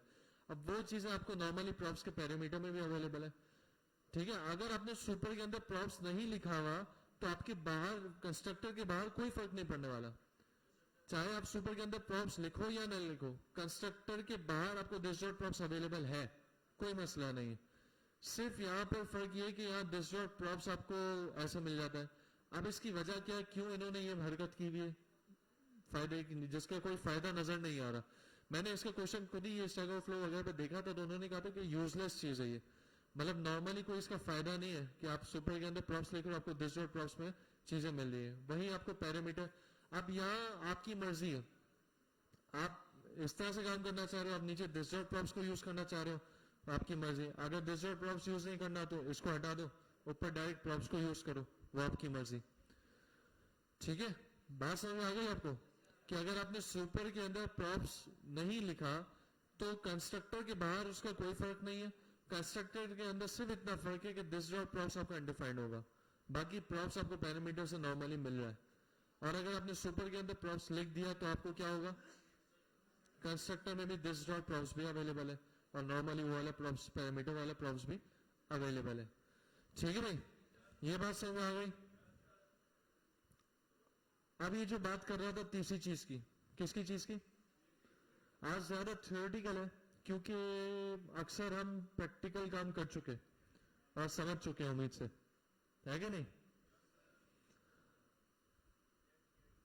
आज दूसरा चैप्टर खत्म होगा और इंशाल्लाह क्या होगा, असाइनमेंट छोड़ो, फ्राइडे को क्विज होगा, फ्राइडे और सैटरडे को। क्या बनानी है? टाइम एक्सटेंड करके क्या करेंगे यार? आगे की चीज समझ नहीं आएगी जब तक इसकी तैयारी नहीं होगी। अगर आपने असाइनमेंट कर लिया, थोड़ा बहुत थ्योरी पढ़ लिया, आप इसके लिए तैयार चिते हो। इस पे जो एक्सरसाइजेस है मेरे ख्याल से ज्यादा प्रैक्टिकल है, देख लो आप। एक्सरसाइजेस को भी रिव्यू कर लेते हैं 2 मिनट में, देखते हैं क्या क्या है। पहले आ जाओ इस पे, ये 2 चीजें हमने पढ़ ली भाई, 2 चीजें पढ़ ली। तीसरी चीज पे आते हैं, रिएक्ट डॉट क्रिएट क्लास। बोले the component declaration was used in older versions of react and still in JavaScript ES5 react application. हम जो बना रहे हैं वो जावास्क्रिप्ट ES6 एप्लीकेशन बना रहे हैं। जो हमने अभी एक क्रिएट रिएक्ट ऐप बनाया है, ये जो पूरा फीचर्ड है ये ES6 पे फीचर्ड है, ES6 ही चलती है इसके अंदर, ठीक है?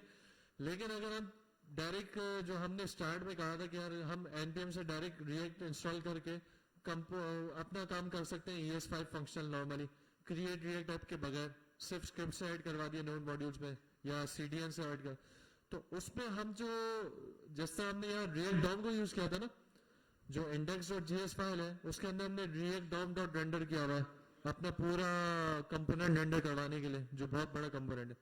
वहां पर यूज होता है react डॉट, सॉरी, जो हम क्लास क्रिएट कर रहे हैं, क्लास कंपोनेंट का नाम एक्सटेंड फ्रॉम कंपोनेंट, तो उसको बनाने का तरीका सब्स्टिट्यूट ES5 में ये react डॉट क्रिएट क्लास। क्या? react डॉट क्रिएट क्लास, ये इसका सब्स्टिट्यूट तरीका, ये क्लास फीचर जो है वो ES6 का है, ये हम सब जानते हैं। किसका फीचर है भाई? ES6 का है।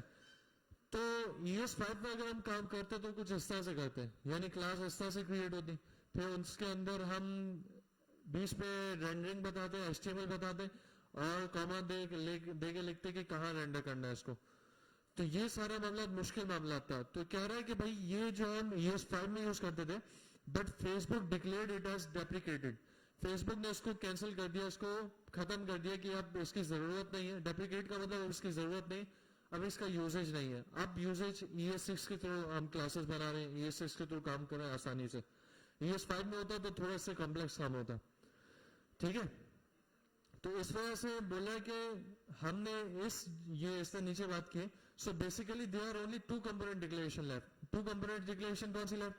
एक स्टेटलेस कंपोनेंट, दूसरा ES6 क्लास कंपोनेंट। इसी वजह से मैंने तीसरे को भी काउंट में नहीं लिया कि इसका डेप्रिकेटेड हो गया मामला, यूज नहीं है।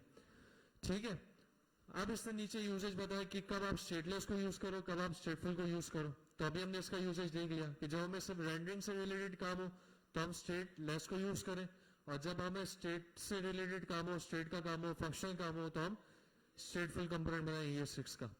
ठीक है भाई, बात समझ आ गई? ये मामला आपका सारा निपट गया, ये वही काम पूरा बता रहा है। और आगे इससे CSS का काम बताया, और फिर आपका चैप्टर खत्म है। CSS आपको लगानी हो तो आप अपनी app.css में जिस तरह नॉर्मली CSS आप क्लासेस लगाते थे, तो इस तरह आपने क्लास बनाई। ठीक है, क्लास बना के आपने क्या किया, ये इसने इतनी लंबी CSS लिखी है, खत्म ही नहीं हो रही। कहां खत्म हुई? यहां खत्म हुई। हम अपनी app.css देख लेते हैं। ये index.css है, ये app.css है, ये पूरी app.css लिखी है। ठीक है, नॉर्मली जिससे हम CSS लिखते थे वही चीज है। और आपके भाई ने क्या किया, इंपोर्ट करवाया उस CSS को और उसकी क्लासेस यूज करना स्टार्ट कर दी। app.js पे जाओ तो ये क्लास नेम ऐप। ठीक है, तो CSS में कोई इशू तो नहीं है, आसान सी चीज है, कोई इसको बताने की इतनी जरूरत नहीं है। ये चैप्टर आपका यहां पर एंड हो रहा है, स्टेटलेस कंपोनेंट वगैरह ये पूरी वो बता रहा है CSS लगा के, इनलाइन वगैरह। ठीक है, मेन जो चीज है, ये चैप्टर आपका यहां एंड हुआ है। कोई समझ रहा होगा कि मैंने चैप्टर पेल दिया? हाँ, चैप्टर सेकंड वाला, पहला वाला तो हो गया ना आपका कोर्स, ये भी चैप्टर 2 ही चल रहा था। ठीक है, देखो इसमें हमने, मेरा जो ज्यादा फोकस होता है ना वो थियोरेटिकल पे नहीं होता, मेरा फोकस होता है छोटा सा कॉन्सेप्ट देके काम समझाना कि काम क्या हो रहा है क्या नहीं हो रहा। इस वजह से इतना थ्योरी पे नहीं जा रहा। ठीक है, थ्योरी चाहो तो आप खुद ही पढ़ो, काम वही है, कॉन्सेप्ट वही दे रहा है, लेकिन वो लंबी चौड़ी करके देगा। ठीक है, तो हम यहाँ बात करते हैं छोटे छोटे टुकड़े में, कॉन्सेप्ट समझ में आ जाए आपको बहुत है। ठीक है, काम आ जाए आपको, सही नहीं। अब पूरे चैप्टर का निचोड़ जो आज अभी हम यहाँ देख रहे हैं, उसके बाद एक्सरसाइजेस का थोड़ा ओवरव्यू ले लेते हैं कि एक्सरसाइजेस में क्या है। ठीक है, पूरे चैप्टर में हमने क्या क्या पढ़ा है? रेक के बारे में पढ़ा। सबसे पहले इस चैप्टर में आई थी स्टेट्स। ठीक है, कि दिस डॉट स्टेट को हमने यूज किया था, सेट स्टेट हमने किया था to manage your internal component state. ठीक है, हर कंपोनेंट की अपनी स्टेट होती है। स्टेट को क्यों यूज कर रहे हैं, स्टेट को यूज क्यों कर रहे हैं भाई? हाँ भाई, पॉइंट्स थे इसके, क्या पॉइंट्स थे, क्या क्या फायदे स्टेट के? पहला पॉइंट, स्टेट जो है वो, एक तो फायदा ये था कि स्टेट आपके पूरे कंपोनेंट में एक्सेस हो जाती है। सेकंड, म्यूटेबल है, यानी उसको आप जगह जगह अपडेट करवा सकते हो। तीसरा फायदा क्या? एक बंदा बोले। हाँ, जब आप अपडेट करोगे तो रेंडर का फंक्शन दोबारा कॉल होगा, यानी दोबारा आपका कंपोनेंट री रेंडर होगा उस नई स्टेट के साथ। इस वजह से हमने स्टेट को यूज किया कंपोनेंट, जो बहुत फायदेमंद थी। ठीक है, सेकेंडली पास फंक्शंस और class methods to your element handler. ठीक है, ये क्या बोल रहा है? प्रॉप्स की बात कर रहा है? हाँ नहीं, क्लास के अंदर हमने फंक्शंस बनाना सीखे। ठीक है, कि क्लास के अंदर नॉर्मली फंक्शंस किस तरह बनते हैं। पहले हमने इनिशियली कंस्ट्रक्टर देखा था और रेंडर देखा था। इसके अलावा हमने फंक्शन नहीं देखे थे। फिर हमने इसके अंदर फंक्शंस बनाना शुरू किए। फंक्शंस की 2 टाइप्स जो आज भी पढ़ी, कौन कौन सी भाई? एक जिसमें सिर्फ रेंडरिंग करवानी हो और एक जो हमें किसी इवेंट में फायर करवाना हो। तो ये हमने फंक्शंस देखे। थर्ड पार्ट ये जो बोल रहा है क्या कि use forms and events in the react to end interactions. Forms बना के देखा, इवेंट्स हमने ऑन क्लिक ऑन प्रेस तो नहीं, ऑन क्लिक हो गया, इनपुट के अंदर ऑन चेंज हो गया। इस तरह के जितने जावास्क्रिप्ट के इवेंट्स है वो सब आप लगा सकते हो। तो उन इवेंट्स पे काम करवा के देखा। इनपुट पे हमने काफी काम करवाया कि इनपुट पे जो चीज रेंडर हो वो नीचे रेंडर हो, सर्चिंग करवाई, काफी काम हमने पिछली क्लासेस में देखे, लैब्स में हमने इस पे काम किया। इसके बाद हमने देखा unidirectional flow is an important concept in React. Unidirectional flow क्या है? हाँ भाई सुना था हमने, क्या है? One way binding. ये वन वे बाइंडिंग क्या है? हाँ भाई बताओ चीतो, जल्दी, टाइम नहीं है। वन वे बाइंडिंग में क्या कंपोनेंट्स होते हैं? एक आपका मेन कंपोनेंट जैसे इनपुट हो गया, ठीक है। एक आपका हो गया इवेंट, ठीक है, और एक हो गया आपकी स्टेट, और एक हो गया आपका दूसरा कंपोनेंट जिसके के साथ आपको उसको बाइंड करना है। मतलब हम इस तरह एग्जांपल लें, इनपुट है और एक आपका पी का टैग है। मैं चाह रहा हूं इनपुट में जो भी मैं लिखूं वो मेरे पी के टैग में आ जाए। वन वे बाइंडिंग इस पे क्या है कि इनपुट में मैंने लिखा, इनपुट का जो भी टेक्स्ट था वो गया इवेंट पर, इवेंट ने स्टेट को सेट किया और उस स्टेट ने पी के टैग को बता दिया कि क्या चीज रेंडर करनी है। ये हो गई वन वे बाइंडिंग। क्या हो गई? One way binding. Two way binding इसके बरक्स क्या है कि यहां पे मुझे इवेंट की जरूरत नहीं है, मेरा डायरेक्ट स्टेट जो है वो मेरे इनपुट से बाइंड है और पी के टैग से भी बाइंड है। अब मैं जो भी लिख रहा हूं बगैर इवेंट के फायर हुए वो वहां पर बाइंड कर रहा है। ये टू वे बाइंडिंग का कॉन्सेप्ट रिएक्ट में नहीं है।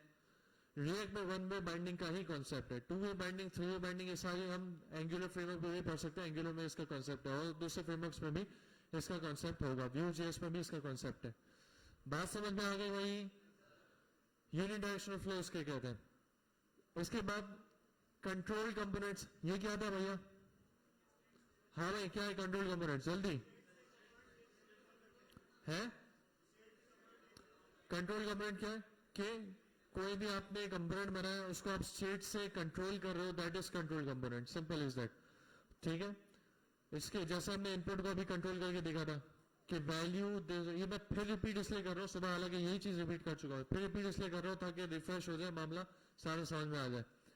ये पूरा समरी चल रही है हमारे जो हम पढ़ चुके हैं, ठीक है। Embrace control component. Control component का क्या मतलब है भाई कि आपने अपने कंपोनेंट को स्टेट से बाइंड कर दिया, यानी जो भी चीज स्टेट में लिखी जाएगी, स्टेट की जो भी वैल्यू होगी वही आपके कंपोनेंट को फौरन मिल रही होगी। ये कंट्रोल कंपोनेंट है, ठीक है। क्या है? Control component. फिर क्या है? Compose components with children and reusable component. ये आज हमने पढ़ा कि भाई हम कंपोनेंट बना के उसके अंदर this dot props dot children लिखेंगे और बाहर जहां हमने कंपोनेंट कॉल किया है उसको हम उसके चिल्ड्रन में हम जो चीजें डालेंगे वो उसके this dot props dot children में मिलेगा। कंचा क्लियर है? हाँ भाई सबको। रीयूजेबल कंपोनेंट्स, कंपोनेंट्स को आप जगह जगह रीयूजेबल कर सकते हो, रीयूज कर सकते हो। कंपोनेंट एक जगह बना लिया, बटन आपने एक जगह बना लिया और उस बटन को आप मल्टीपल जगह यूज कर सकते हो, मल्टीपल जगह, ठीक है। कहां यूज कर सकते हो भाई? मल्टीपल जगह। तो बटन का कंपोनेंट बना के उसको हजार नहीं लाखों जगह यूज करो। No one will be restricting you from using the component. क्या बोला भाई ने, ठीक है भाई। अच्छा भाई बस बस बस। अच्छा भाई फिर चीज ये कि usages and implementation of ES6 class components and functional stateless component. फिर हमने यूजेज और इम्प्लीमेंटेशन देखी दो टाइप कंपोनेंट्स की, कौन कौन सी? एक functional stateless component, secondly ES6 class component. देखिए बहुत आसान सा तरीका है। ES6 क्लास कंपोनेंट नॉर्मल वाले हैं, उसको याद करने की जरूरत नहीं। फंक्शनल स्टेटलेस कंपोनेंट वही फंक्शंस हैं जो नॉर्मली अभी मैं कंपोनेंट में बनाया था। अब उन्हीं फंक्शंस को मैं किसी और फाइल में जाके बनाता हूँ, उसको एक्सपोर्ट करके इंपोर्ट करता हूँ। कोई नई चीज नहीं है, ठीक है। सिर्फ कॉन्सेप्ट नया है, मतलब बात एक, टर्म एक नहीं है, चीज वही है जो अभी हम करते आ रहे थे। जो हमने कंपोनेंट के अंदर फंक्शन बना के रेंडरिंग का काम देखा, वही चीज मैंने एक नया फंक्शन बनाया, एक नई फाइल में उसी फंक्शन को बना के एक्सपोर्ट किया और यूज कर लिया। ये स्टेटलेस फंक्शन है, ये सिंपल सी चीज है, कोई टेंशन नहीं लेना यार ये क्या थी याद है तो यार वही फंक्शन के अंदर एक चीज रेंडर हो रही है, वो फंक्शन स्टेटलेस फंक्शन है, सीधी बात। ठीक है, ये इंटरव्यू में पूछा जाता है, इसमें से बंदा फिर परेशान हो जाता है, यार स्टेटलेस कंपोनेंट क्या था, याद ही नहीं आया स्टेटलेस क्या है। तो भाई स्टेटलेस कुछ भी नहीं, जिसके अंदर सिर्फ रेंडरिंग हो रही है वो स्टेटलेस कंपोनेंट, बस बात खत्म। ठीक है, प्रॉप्स मिलता है ना, ठीक है ना, अभी चेक किया था ना हमें, प्रॉप्स मिलता है तभी तो नहीं, हाँ प्रॉप्स मिलता है। ठीक है, क्यों प्रॉप्स मिलता है, क्योंकि हम इसको वहां कॉल कर रहे होते हैं जहां जो एक खुद ही कंपोनेंट होता है, तो उस कंपोनेंट से जो भी हम पास कराएंगे उसके प्रॉप्स मिलेगा।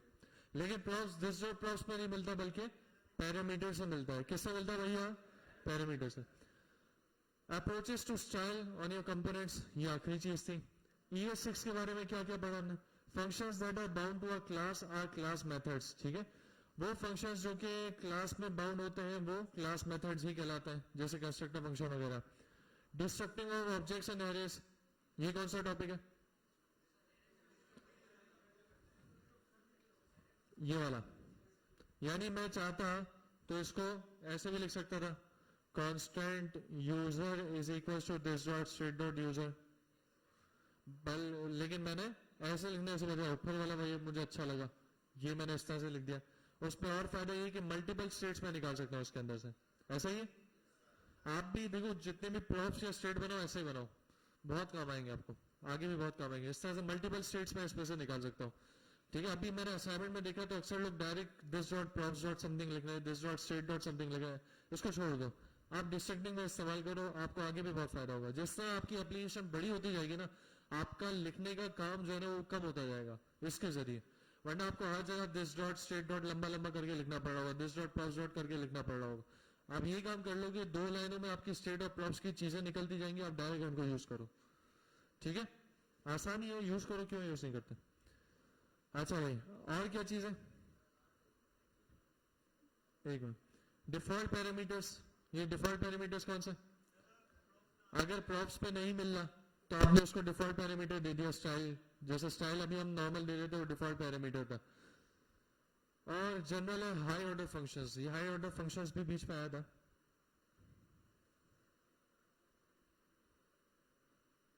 हाई ऑर्डर फंक्शंस हमने बात की थी मेरे ख्याल से, अजान हो गया भी बात करते हैं।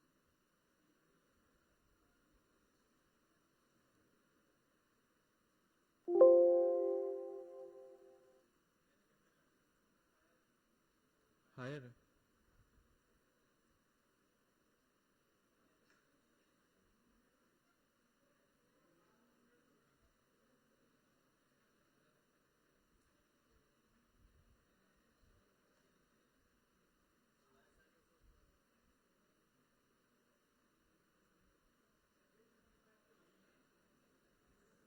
हो गया अजान, यहाँ की नहीं हुई तो 12:45 तो होती है। हाई ऑर्डर फंक्शंस के बारे में भी हमने पढ़ा था। हाई ऑर्डर फंक्शंस जो है वो कौन सा फंक्शन है भाई, है वो फंक्शन जिसके अंदर दूसरा फंक्शन रिटर्न हो उसे हाई ऑर्डर फंक्शन कहा जाता है। ठीक है, और ये फंक्शन हमने क्यों बनाया था, जिस तरह हमने मैप पे काम किया था, ठीक है ना, जैसे कि यहाँ पर जो काम है वो क्या काम हुआ है, ये सर्च कहाँ कॉल किया, हाँ मैप के अंदर जैसे हमने कॉलबैक बनाया था, तो उस कॉलबैक की वजह हमने डायरेक्ट हाई ऑर्डर फंक्शन रख दिया था जिसके अंदर से रिटर्न हो रहा था एक फंक्शन।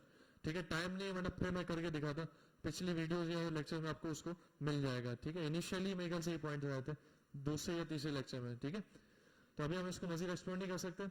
आखिरी चीज जो हमें देखनी है, ये चैप्टर इस तरह से आपका कंप्लीट हो गया। ठीक है, समरी जो हमने देखी इसमें और कुछ तो नहीं था, है भैया।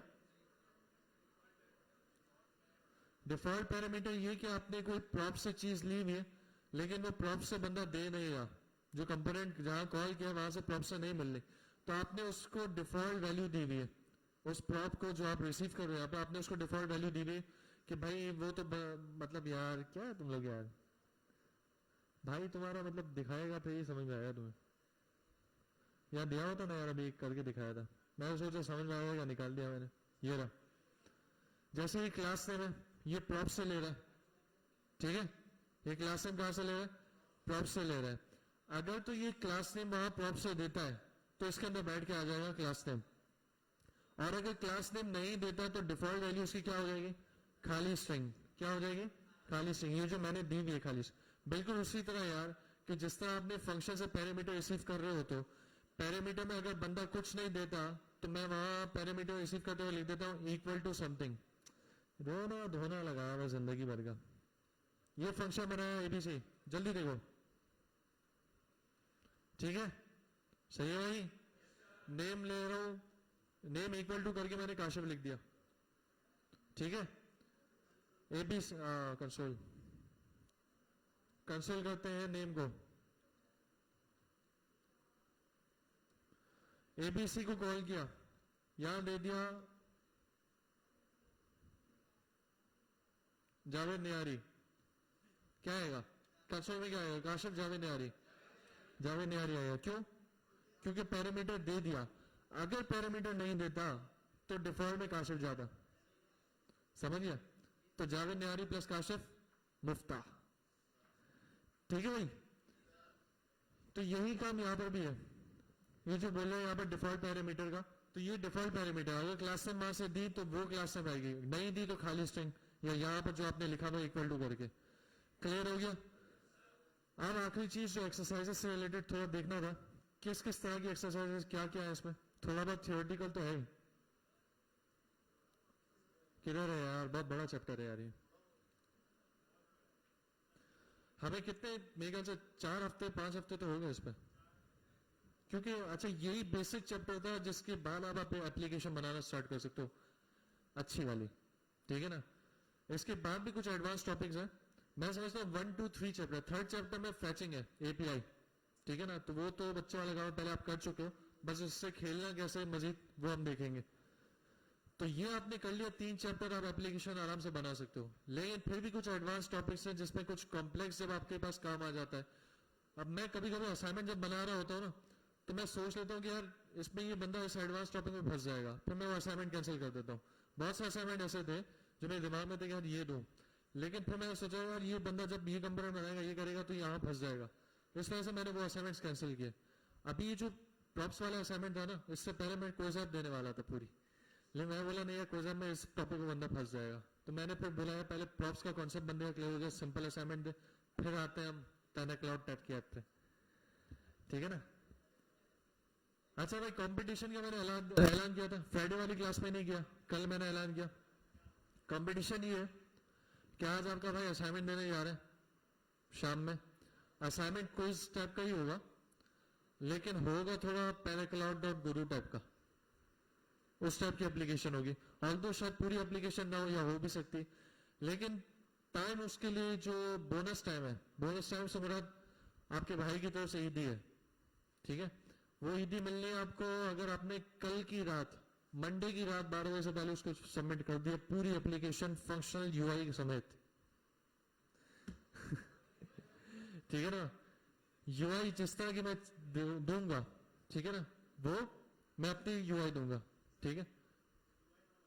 अरे टेंशन क्या चचा, जीते हो तुम लोग यूआई में। यूआई और फंक्शनल काम, यूआई बेसिक्स ही दूंगा, वो फाड़ू किस्म की नहीं दूंगा, बेसिक्स ही जो अप्रोप्रिएट लगे एटलीस्ट, ठीक है। नहीं भाई, अलग चीज बनाओ ना, मतलब डिफरेंट यूनिक करो ना मामला। तो ठीक है भाई, 2 फायदे दूंगा, एक तो ईदी दूंगा, दूसरा सर्जिया के बाद नाम दूंगा, और सर्जिया पे देगा मशहूर कैसे करते बंदे को पता है ना भाई। तो फिर जो पिक्चर लगाओगे वो सर्जिया शेयर करेंगे। मेरा मामला ये, डर गया था मैं, बोला ये क्या हो रहा है। खैर जो भी है, तो वाकई मतलब एक अच्छा इंप्रेशन पड़ेगा ना यार आपका, इसलिए दूंगा। 2 फायदे दूंगा, सैलानी में उठा दूंगा, दूसरा कुछ ना कुछ इनाम दे दूंगा, ठीक है ना। मैं इनाम दूंगा इंशाल्लाह, सही है। क्या जो असाइनमेंट आज दूंगा वो पूरा कंप्लीट यूआई प्लस फंक्शनल। एक बंदे ने, ईरान आया, ईरान नहीं आया, उस बंदे ने हाथ उठाया था, तो देखते हैं कौन करता है। कल रात 12 बजे से पहले उसको कंप्लीट करना है, तो 2 फायदे मैं दूंगा। है कल कोस्ट क्यों करूं, तो जाना है तो भाई गया बोनस।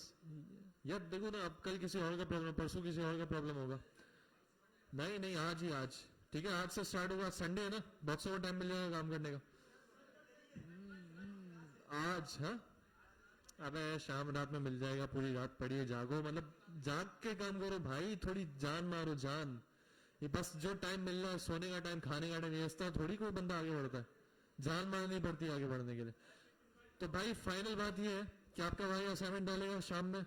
वही असाइनमेंट कल रात अगर 12 बजे तक कोई सबमिट करवा देता है और मैं चेक करके उसको पूरे के पूरे मार्क्स दे देता हूं, तो फिर वो बंदा चीता क्लास का। ठीक है जी? 2 दिन नहीं, 1 दिन भाई, 1 दिन। मुझे अपना मतलब जो खर्च करना है वो भी तो कम करना है। ठीक है ना? सही है भाई। और आखिरी चीज जल्दी से ही देखते हैं क्या क्या एक्सरसाइजेज है। ये 6 क्लास जावा में उसके फंडामेंटल्स बिफोर लर्निंग रिएक्ट। ठीक है? और क्या है? चल भाई जल्दी आ जा। ये 6 क्लास कंस्ट्रक्टर है, ये तो बच्चों वाली चीज है, पढ़ी है तुम लोगों ने। ये सारी चीजें जो है ना, आप देखो हमने पढ़ा हुआ है, लेकिन थोड़ा थोड़ा आप इसको ओवरव्यू करो। ठीक है, आगे देखते हैं और क्या है। जल्दी आओ यार। ये क्या है? State and life cycle and react. ये लाइफ साइकिल स्टेट के हवाले से ही चीज है। और क्या क्या भैया? Try different approaches of binding and console dot log this object. ये सारा असाइनमेंट से रिलेटेड काम ही हो गया जो हम नॉर्मली प्रैक्टिस कर रहे हैं। इसी में मैं कह रहा हूं, उस पर थियोरटिकल भी है। पहला जो चैप्टर होता है ना, उसमें प्योर थियोरटिकल कॉन्सेप्ट्स थे एक्सरसाइजेस में, तभी बच गई। अब बचना जो है ना वो हाफ मामला हो गया, क्योंकि आधा मामला अगर आपने असाइनमेंट्स कर लिए, चीजें पकड़ ली, ग्रिप पकड़ ली ना, चीजों का कॉन्सेप्ट आपको समझ में आ गया, तो हाफ मामला आसान है। हाफ मामला थियोरटिकल है जो आपको पढ़ना पड़ेगा। यही एक्सरसाइजेस है। आप देखो, हमने एक एक्सरसाइज देखी जिसमें टास्क से रिलेटेड काम था कि आप उसको नए अप्रोच के साथ चेक करो। सेकेंडली ये भी बोल रहा है कि ऑन क्लिक के इवेंट को आप नए अप्रोचेस के साथ और इवेंट्स लगा के देखो। ठीक है, देख रहा भाई? इसी तरह और एक्सरसाइज में आ जाओ। और क्या है? अब ये रिएक्ट इवेंट्स और high order functions. High order functions को हमने छोटा सा कॉन्सेप्ट देखा, आप इसको थोड़ा डीप मजीद देखो। रिएक्ट इवेंट्स देखो। ठीक है, इवेंट्स मजीद और क्या है? ES6 डिस्ट्रक्टिंग के बारे में मजीद पढ़ना चाहो पढ़ो। Control components, react form different control components. देखो सबका हम बेसिक बेसिक कॉन्सेप्ट ले चुके हैं। ठीक है, अब थोड़ा सा आपको मजीद मेहनत करनी पड़ेगी इसकी एक्सरसाइजेस पढ़ने में। ठीक है, वो इसलिए ताकि हम मजीद नॉलेजेबल हो जाए और क्विज में हमें अच्छे नंबर आ सके। ठीक है, तो यार रखना फ्राइडे को और सैटरडे को आपका क्विज है। फ्राइडे वालों का फ्राइडे को, सैटरडे वालों का सैटरडे को। रिएक्ट क्विज नंबर 2 है इंशाल्लाह। ठीक है भाई, क्विज के बाद तो नॉर्मल क्लास होगी। सही है, डन है। मिलते हैं इंशाल्लाह फ्राइडे को और सैटरडे को इंशाल्लाह। अल्लाह हाफिज।